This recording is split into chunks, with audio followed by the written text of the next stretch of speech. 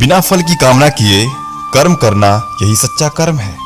जब इंसान की जरूरत बदल जाती है तब उसके बात करने का तरीका भी बदल जाता है। चुप रहने से बड़ा कोई जवाब नहीं और माफ कर देने से बड़ी कोई सजा नहीं। कोई भी अपने कर्म से भाग नहीं सकता। कर्म का फल तो भुगतना ही पड़ता है। इसलिए अच्छे कर्म करो ताकि अच्छे फल मिले। ज्यादा खुश होने पर और ज्यादा दुखी होने पर निर्णय नहीं लेनी चाहिए, क्योंकि यह दोनों परिस्थितियां आपको सही निर्णय नहीं लेने देती।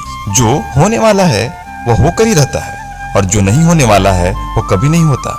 जो ऐसा मानते हैं उन्हें चिंता कभी नहीं सताती है। जिस इंसान के पास सब्र की ताकत है उसकी ताकत का कोई मुकाबला नहीं कर सकता। न तो यह शरीर तुम्हारा है और न ही तुम इस शरीर के मालिक हो। यह शरीर 5 तत्वों से बना है: आग, जल, वायु, पृथ्वी और आकाश। एक दिन यह शरीर इन 5 तत्वों में मिल जाएगा। तुम्हारा सिर्फ कर्म है, इसलिए अच्छे कर्म करने पर ध्यान दो। सही कर्म वह नहीं है जिसके परिणाम हमेशा सही हो, बल्कि सही कर्म वह है जिसका उद्देश्य कभी गलत नहीं हो। धरती पर जिस तरह मौसम में बदलाव आता है उसी तरह जीवन में भी सुख दुख आना जाना लगा रहता है।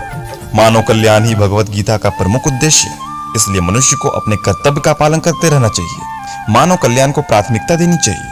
मानव कल्याण ही भगवत गीता का प्रमुख उद्देश्य है, इसलिए मनुष्य को अपने कर्तव्य का पालन करते समय मानव कल्याण को प्राथमिकता देनी चाहिए।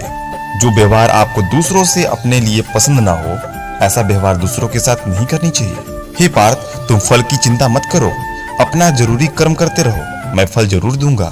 जो चीजें तुम्हारे दायरे से बाहर हो उसमें समय गंवाना मूर्खता है।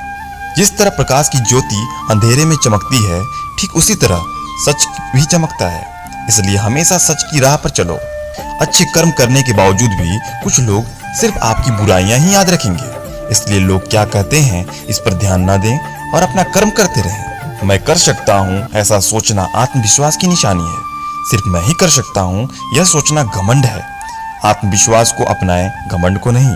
विश्वास रखो, जो हुआ वह अच्छे के लिए हुआ, जो हो रहा है वो भी अच्छे के लिए हो रहा है और जो होगा वह भी अच्छे के लिए होगा। जिसने मन को जीत लिया उसने पहले ही परमात्मा को प्राप्त कर लिया, क्योंकि उसने शांति प्राप्त कर ली। ऐसे मनुष्य के लिए सुख दुख, सर्दी गर्मी, मान अपमान एक से